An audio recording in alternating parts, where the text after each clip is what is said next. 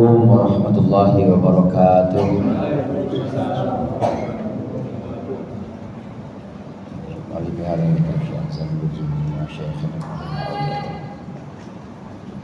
Al-Fatihah.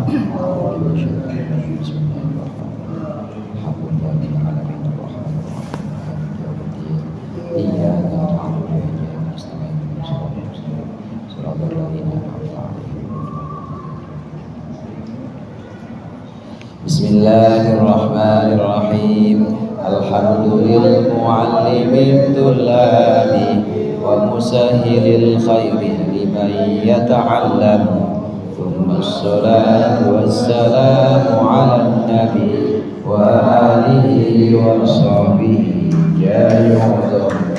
Ya Rabbana kaffir 'anna dhunubana wa walidina wa liman huwa muslimun. Nad'uka Allahumma ilman nafi'a min yawmina idhal hisabi yaqum. Amin amin amin wa ya fattahu. Amin amin amin wa ya alim. Alhamdulillahilladzi an'ama 'alaina bi anwa'in ni'ami wa lataifil ihsan wa faddalana 'ala sa'iri khalqihi bil ilmi wal bayan.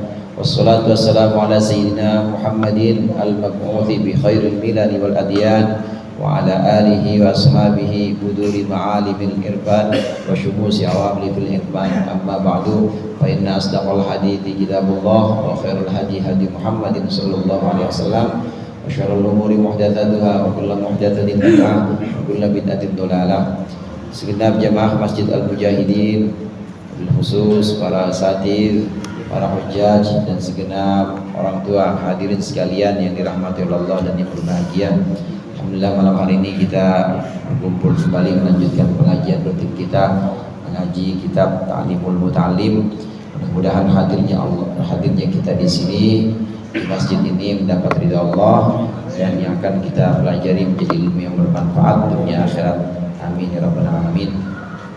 Melanjutkan pembahasan tentang sikap atau keadaan hati seorang pelajar, seorang santri, thalibul ilm, orang yang menuntut ilmu hendaknya punya akhlak sikap hati tawakal. Tawakal itu percaya, yakin kepada Allah, kepada pemberian-pemberian Allah. Tawakal itu seperti tukang yang kerja, tukang jahit kerja sama bosnya. Itu makan udah dibayarin sama bosnya, tinggal udah disediain sama bosnya, dan waktunya gajian pasti gajian. Itu namanya tawakal. Gak perlu minta sama bosnya, gak perlu nuntut, pasti udah dikasih. Yang penting kerja aja biar benar. Nah begitu juga kita sebagai hamba, khususnya para thalibul ilm, khususnya para thalabah pencari ilmu, hendaknya kita ini yakin sepenuhnya kepada pemberian Allah. Allah tidak akan menyia-nyiakan hambanya, apalagi orang yang lagi ngaji. Orang yang lagi ngaji pasti akan Allah berikan keperluan-keperluannya semuanya. Mungkin Allah nggak akan berikan keinginan. Kalau keinginan mah diturutin banyak. Orang yang ngaji yang nggak ngaji, keinginan mah kagak bakal berhenti sampai mulutnya ketutup tanah. Pasti yang namanya kepengenan tuh ada aja. Udah satu pengen dua, udah dua pengen tiga, iya udah kecil pengen yang rada sedang pengen yang rada gede, pasti begitu. Itu namanya keinginan. Allah tentu tidak akan memberikan semua keinginan kita, karena boleh jadi dalam keinginan itu ada sesuatu yang kita nggak tahu, dan di dalamnya itu mengandung madharat atau bahaya. Bocah kalau pengen makan es krim, bocah kalau disuruh milih es krim sama jamu, pilih mana? Jamu inian lagi, jamu brotowali ya namanya. Brotowali sama es krim, bocah mendingan mana gitu? Es krim, lah enakan es krim ya, brotowali. Pengenannya bocah, tapi yang perlu waktu dia makannya susah, ya supaya dia nafsu makannya ini ditambah dan juga sehat, ya brotowali tetap. Itu yang Allah berikan tuh kebutuhan, bukan keinginan. Allah memenuhi kebutuhan terutama untuk orang yang belajar.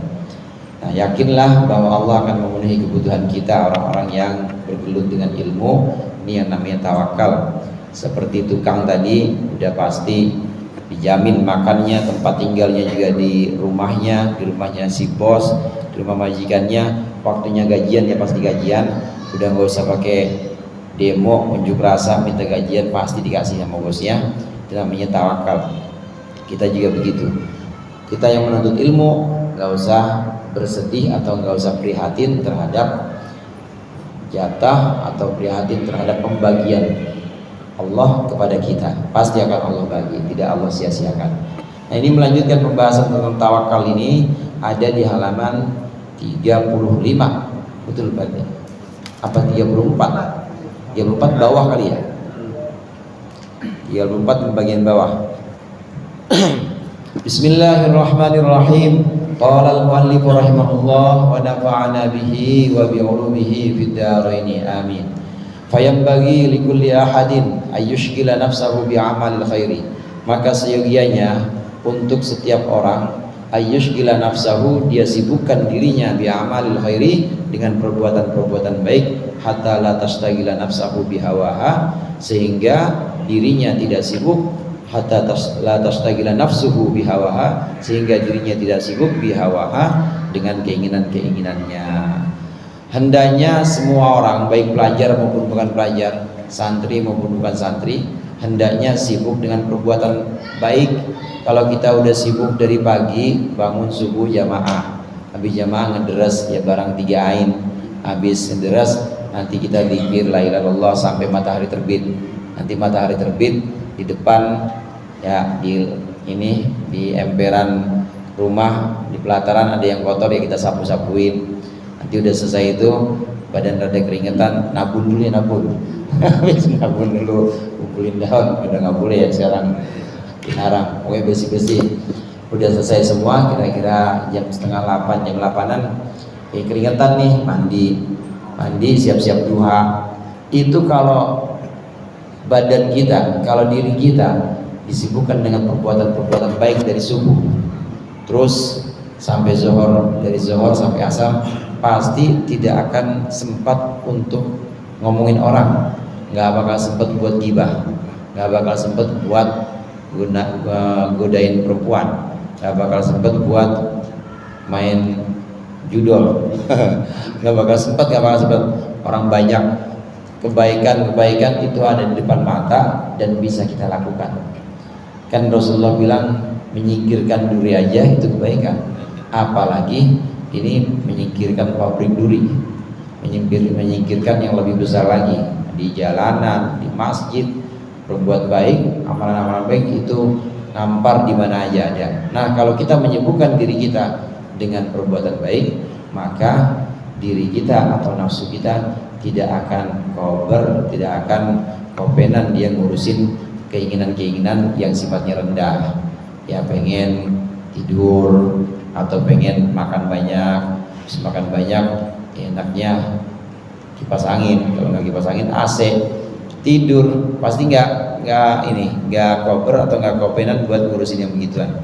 Karena ada kegiatan, ada kesibukan, perbuatan-perbuatan baik yang dilakukan ini akan membuat hawa nafsu lelah atau capek. Terus begitu sampai asar terus lanjut sampai maghrib.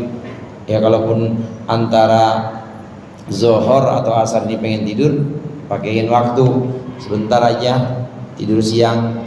Tidur siang itu 1 jam sama kayak 2 jam malam Pak.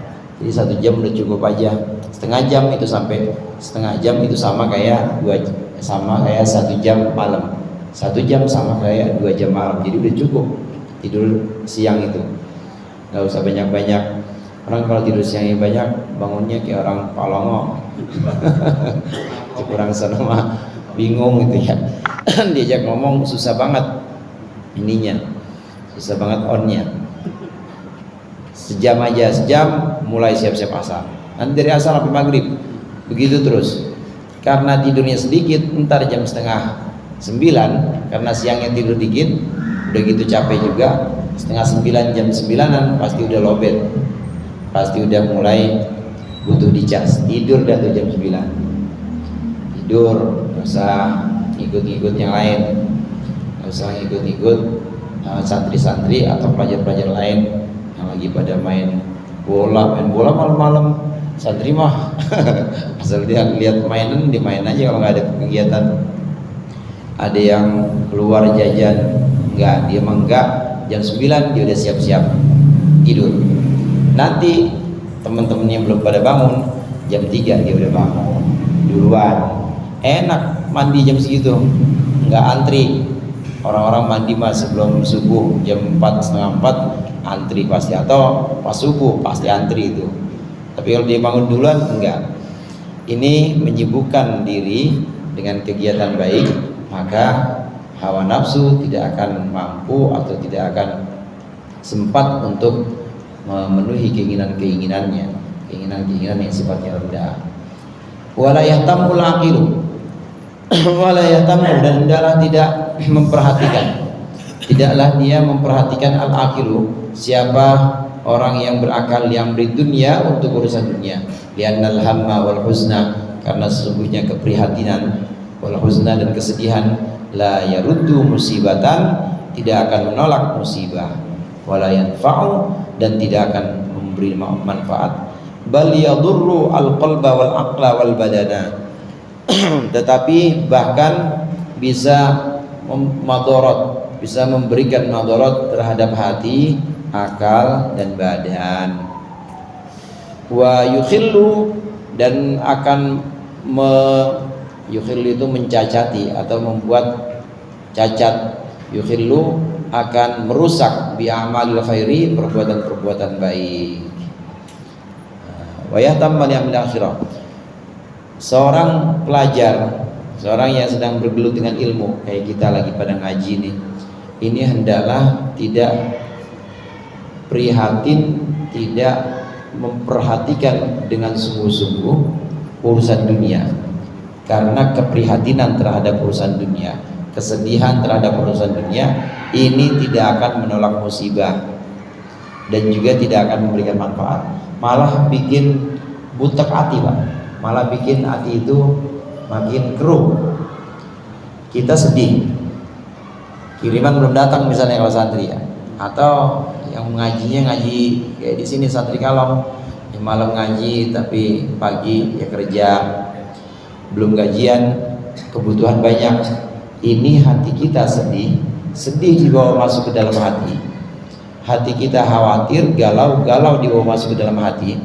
Ini justru tidak akan merubah musibah itu. Yang namanya belum turun aja gaji, gak akan merubah. Anak pada sakit, istri cemberut aja, orang gak dikasih belanja, pengen berantem aja bawaannya sama kalau ngeliat kita, ngeliat lakinya. Ini kalau kita bawa kesedihan ini, keprihatinan ini, kita bawa ke dalam hati, ini tetap nggak akan merubah musibah. Tetap yang minimal ngambek tetap. Anak sakit juga dengan kita bawa sedih nggak bakal sembuh kalau belum Allah kasih sembuh. Gaji juga nggak bakal turun walaupun kita bawa masuk ke dalam hati. Sedih sampai kita nggak ngapa-ngapain. Ini maksud janganlah kita layak tamu, janganlah kita bersusah atau bersedih karena urusan dunia. Jangan masuk ke dalam hati. Biarkan urusan dunia itu ada di luar hati kita. Boleh ada di tangan. Caranya boleh ada di tangan gimana? Ya bawa motor, ambil kunci, starter, tinggal aja bini marah mah bawa tangan yang kerja itu. Atau kalau nggak pakai motor ya keluar aja, pokoknya keluar bismillahirrahmanirrahim, tinggal.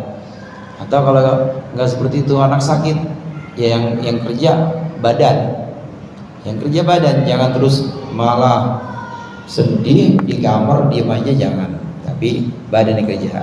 Tangannya ambil ini air datang ke rumah Ustadz, anak saya sakit, tolong bikin air, kan biasa begitu, tolong bikin air, itu namanya kerja tangan. Jangan dibawa masuk ke dalam hati kesedihan. Sebab kalau tangannya nggak kerja, kakinya juga nggak melangkah, anak tetap sakit, bini tetap ngambek. Ini musibah nih maksudnya nih. Gaji juga nggak turun juga, duit nggak turun. Sementara sedihnya tetap dalam hati, dan itu malah bikin keruh, malah bikin kotor hati kita. Harusnya hati kita bisa dihiasi dengan tawakal, hati kita bisa dihiasi dengan syukur. Alhamdulillah ya, meskipun bini ngomel tapi saya kagak diusir. Alhamdulillah ya, anak meskipun sakit tapi ya sakitnya paling batuk pilek doang. Alhamdulillah meskipun gaji belum turun tapi saya masih sehat kayak begini, masih berasa, kopi masih enak rasanya, sarapan nasi itu juga masih enak. Alhamdulillah, berarti masih sehat saya. Itu syukur. Bisa syukur kalau nggak ada kesedihan dalam hati. Kalau kesedihan terhadap musibah dibawa masuk ke dalam hati, maka tidak akan mengubah musibah itu. Nggak bakal hilang musibah, tetap hatinya malah makin keruh, hatinya malah makin butek, karena hatinya udah dipenuhi kesedihan. Nggak bakal bisa syukur, nggak bakal bisa tawakal, nggak bakal bisa ikhlas. Jadi biarkan kesedihan itu ada di luar hati kita. Yang dalam hati kita hanyalah akhlak-akhlak atau ahwal yang baik-baik. Akhlak itu dibagi menjadi dua, Pak. Ada amal, ada akhwal. Ahwal, kalau amal perbuatan badan, kayak tadi pergi naik motor, kemudian cari ini tarikan, narik gojek, atau ambil air, minta doa, itu amal, perbuatan badan. Sholat kita termasuk amal. Ini bagian dari akhlak. Akhlak ada yang amal, ada yang ahwal. Ahwal itu hal, keadaan-keadaan hati. Tawakal, ikhlas, ridho, qanaah, itu ahwal. Nah, hati kita yang dimasukin yang bagus-bagus saja, yang tawakal, ikhlas, ridho, yakin, ini kita masukkan dalam hati. Nah, kalau sedih dimasukkan dalam hati, kotor semuanya, nggak akan bisa ahwal atau akhlak batin, itu tidak akan bisa masuk ke dalam hati kita. Jadi untuk seorang pelajar atau umumnya hamba Allah, umumnya kita, hendaknya jangan membawa kesedihan itu, jangan dimasukkan ke dalam hati. Kesedihan terhadap urusan dunia jangan. Bagaimana kalau bersedih dengan urusan akhirat? Wa yahtamma, dan hendaklah dia bersedih. Wa yang bagi ayah tamma, ataunya ke situ. Hendaklah dia bersedih li amril akhirati, untuk urusan akhirat. Li'annahu yanfa'u, karena sesungguhnya sedih terhadap urusan akhirat itu memberikan manfaat. Kalau timbang urusan dunia, duit nggak punya, anak sakit, bini ngomel-ngomel, dunia semua tuh payah, itu mah urusan dunia jangan dibawa masuk ke dalam hati. Tapi kalau sedih untuk urusan akhirat boleh. Subuh kesiangan, urusan akhirat tuh. Subuh kesiangan atau subuh ketinggalan jamaah, urusan akhirat, boleh tuh sedih. Ada nggak di sini yang kalau ketinggalan subuh, kopi kagak enak rasanya? Jadi ketinggalan nih, biasanya udah jam subuh mulu. Nah, terus ketinggalan sampai masjid lah, udah rapi imam, akhirnya sholat sendiri. Nasi uduk rasanya gak enak, ada nggak? Itu namanya sedih. Itu sedih, benar-benar musibah. Musibahnya musibah agama, musibah akhirat. Musibah agama, musibah akhirat itu lebih berat dibanding musibah dunia. Ulama salaf soleh itu kalau ketinggalan jamaah atau ketinggalan sholat subuh, itu musibahnya benar-benar musibah yang membuat mereka ini menyesal. Sayyidina Umar itu kalau ketinggalan sholat jamaah, pernah satu waktu beliau ketinggalan sholat jamaah asar gara-gara nengokin kebun.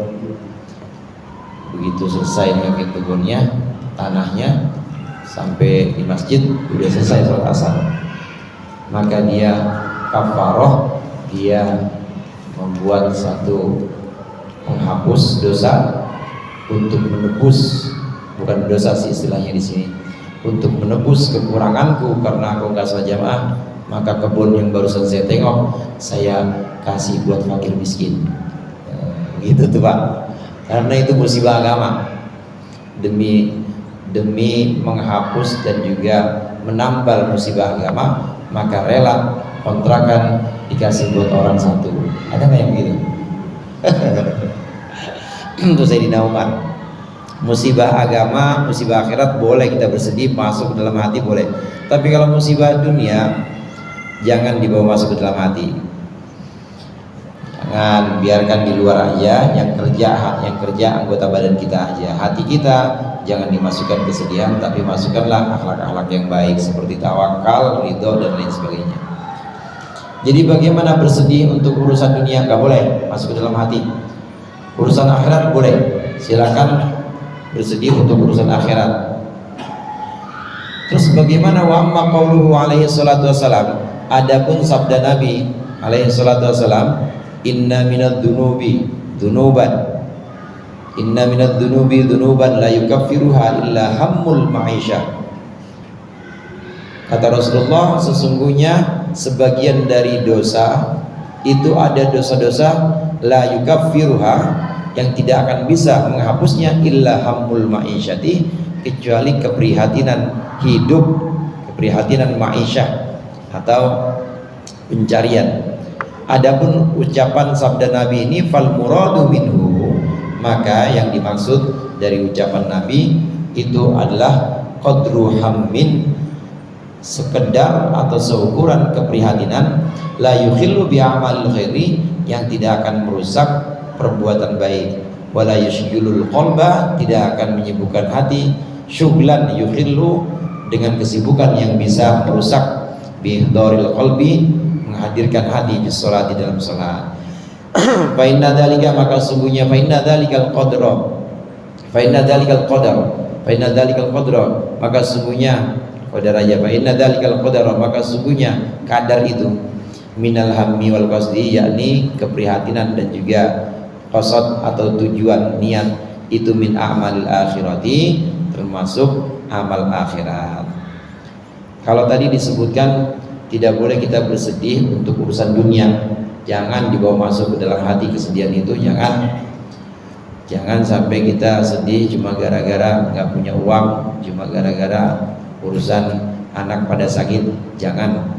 Nah, gimana dengan sabda Nabi yang menyebutkan bahwasannya beliau mengatakan, pernah beliau bersabda, sesungguhnya di antara dosa-dosa itu ada dosa yang cuma bisa dihapus oleh kesulitan hidup, kesulitan mencari nafkah. Dosa-dosa, saudara, itu ada yang bisa dihapus dengan amalan-amalan baik. Seperti ngaji kita ini insya Allah bisa ngapus dosa kita antara maghrib dengan isya. Amin nggak Pak? Amin, cuma maghrib itu doang. Kemudian sholat subuh kita nanti itu bisa jadi kafarah, bisa jadi penghapus dosa antara isya dengan subuh. Amin. Dan begitu seterusnya. Ada dosa-dosa yang hanya bisa dihapus di Arafah. Jadi modelnya banyak. Nah, ada lagi dosa-dosa yang cuma bisa dihapus oleh sulitnya mencari pencarian hidup atau mencari nafkah. Ma'isyah yang dimaksud di sini adalah nafkah hidup. Jadi orang yang duitnya pas-pasan, belum ngutang ya ada ngutang, kemudian kemana-mana ya pas-pasan, boro-boro, dari kata berlebih, cukup aja jarang banget, kadang sehari cukup, 2 hari kurang. Itu cari ma'isyah, dia cari penghidupan setiap hari ya begitu, tapi masih kurang terus. Jangan khawatir, kata Rasulullah, ada di antara dosa-dosa yang cuma bisa dihapus oleh kesulitan mencari nafkah. Jadi orang yang mencari nafkah dan pas-pasan atau bahkan kurang terus, itu insya Allah termasuk orang-orang yang dosa-dosanya diampuni. Amin. Jadi ada dosa-dosa yang nggak bisa diampuni oleh istighfar, nggak bisa diampuni dengan ngaji, nggak bisa diampuni dengan taubat, tapi cuma bisa diampuni dengan sulitnya mencari nafkah. Ini khusus, ini istimewa, spesial untuk orang-orang fakir atau orang-orang miskin. Orang fakir, orang-orang miskin, ini dia punya dosa-dosa yang orang-orang lain nggak bisa menghapus dosa itu. Orang lain mungkin punya dosa-dosa itu dan tidak akan terhapus, masih menyisakan catatan dosanya nanti, Sementara fakir miskin udah kehapus, karena Allah hapus dengan sulitnya kehidupan mereka, sulitnya cari nafkah. Nah terus bagaimana sabda Rasulullah ini? Katanya tadi nggak boleh bersedih, nggak boleh prihatin terhadap kehidupan dunia. Bagaimana dengan sabda Rasulullah bahwa kehidupan atau bahwa keprihatinan dan kesulitan cari nafkah itu bisa menghapus dosa. Jadi berarti harus sulit dan harus sedih tuh. Harus sulit dan harus sedih dong kalau gitu, supaya bisa terhapus dosanya. Maksudnya sedih boleh, tapi kesedihan yang tidak membuat kita jadi lesu, nggak ngapa-ngapain berbuat kebaikan. Kesedihan yang tidak membuat kita ini jatuh, membuat kita ini menjadi kecewa sehingga nggak mau ngapa-ngapain, jadi kayak orang frustasi. Bukan begitu. Kesedihan yang dimaksud di sini adalah kesedihan yang tidak membuat kita depresi sehingga nggak mau ngapa-ngapain, kayak bocah stres, jadi gara-gara musibah dunia semua, gara-gara bini ngomel, anak sakit, kontrakan udah mulai ditagih, duit kagak ada, gara-gara gitu kita kemudian nggak melakukan apa-apa. Ya nyapu-nyapu masjid juga ogah, boro-boro, apalagi sholat lewatkan masjid aja agak diem aja, dia malah pelariannya alhamdulillah malah ke tempat-tempat maksiat. Nah itu namanya kesedihan yang dibawa ke hati, ini yang nggak boleh. Nah kalau hanya sekedar sedih saja, nyesek itu manusiawi, merasa hatinya ini penuh sesak dengan ini, dengan kesulitan-kesulitan manusiawi, tapi jangan membuat kita berhenti berbuat kebaikan. Sholat mah tetap sholat, ya waktunya kita kerja tetap kerja, waktunya kita datang ke masjid atau waktunya kita cari nafkah aja. Nggak boleh kemudian jadi depresi atau frustasi sehingga tidak melakukan apa-apa. Yang tidak boleh di sini kesedihan yang masuk ke dalam hati sehingga hati kita ini sibuk, tidak mampu bersyukur, tidak mampu tawakal. Hati kita sibuk, bahkan tidak mampu menghadirkan hati ketika sholat. Orang kalau hatinya nggak sholat Pak, ya berarti nggak sholat. Maksudnya hatinya nggak sholat, berarti dia nggak sholat. Minimal waktu Allahu Akbar, takbiratul ihram, itu minimal hatinya hadir. Allahu Akbar, itu kan harus usolli fardul isya. Hati kan harus ada tuh, harus ada usolli, namanya ada niat. Kalau bahasa orang dulu sajaku ya, sajaku sholat fardu isya 4 rakaat. Waktu mulut kita takbiratul ihram Allahu Akbar, hati harus hadir. Aku sholat fardu isya 4 rakaat. Kalau hati nggak hadir, ya berarti nggak sholat hatinya. Sah nggak sholatnya? Nggak sah. Minimal itu hati hadir waktu takbiratul ihram.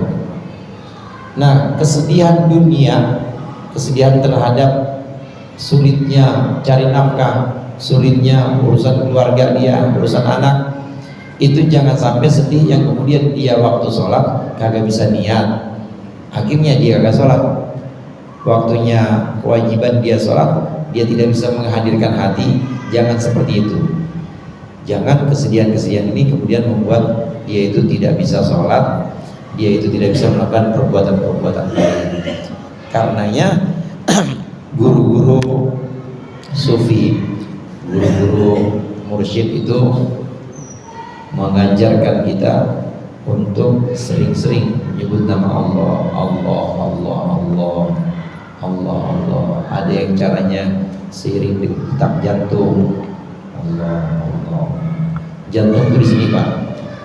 Jadi di 2 jari di bawah tete kiri, di bawah tete kiri itu jantung. Itu sebutan jantung, itu sebutan bahasa Arabnya al-qalb. Qalb itu jantung yang nggak pernah pre. Bahwa apa lagi tidur main dia mah gerak aja nih. Kita mah pulas, tapi jantung mah nggak pernah pre, nggak pernah cuti dia. Ya kalau pre udah habis. Iya, dia tetap. Maka itu ada yang ngajarin dengan seiring detakan jantung Allah, Allah, Allah, Allah. Itu banyak-banyak itu. Atau ada juga yang mengajarkan seiring helaan napas kita, Allah, Allah. Sering-sering menyebut itu. Supaya hati kita dipenuhi hanya untuk perkara yang baik. Jadi antara perkara yang baik, zikir. Dipenuhi dengan perkara yang baik, macam-macam, bisa zikir, bisa juga sikap hati yang tadi saya katakan ahwal, bisa dengan sikap hati tawakal, ridho, ikhlas. Nah, hati itu harus dipenuhi dengan perbuatan-perbuatan yang baik. Jangan hati dimasukkan dengan kesedihan, nggak boleh. Nah, kalaupun memang kesedihan itu ada kesedihan yang bisa menghapus dosa, yaitu kesedihan saat sulit nyari nafkah, itu maksudnya kesedihan yang tidak masuk dalam hati. Kalau masuk dalam hati, nggak boleh. Itu malah buat dia malas ngapa-ngapain, tidak bisa beribadah. Final qadara minal hamina, yang seperti itu termasuk bagian dari akhirat. Artinya kesedihan yang di luar hati, kesedihan yang tidak masuk ke dalam hati, hatinya tetap menghadirkan zikir atau menghadirkan tawakal. Ini kesedihan yang seperti ini termasuk kesedihan akhirat yang oleh Rasulullah bisa menghapus dosa, yaitu kesedihan saat cari atau mencari nafkah, mencari rezeki. Mudah-mudahan bermanfaat dan bisa kita amalkan. Allahumma anfa'na bima 'allamtana wa 'allimna ma yanfa'una warzuqna fahman nabiyyin wa mursalina amal malaikatil muqarrabin bi rahmatika ya arhamar rahimin. Sallallahu alaihi wasallam Muhammad wa alihi wasallam. Alhamdulillahirabbil alamin. Wassalamualaikum warahmatullahi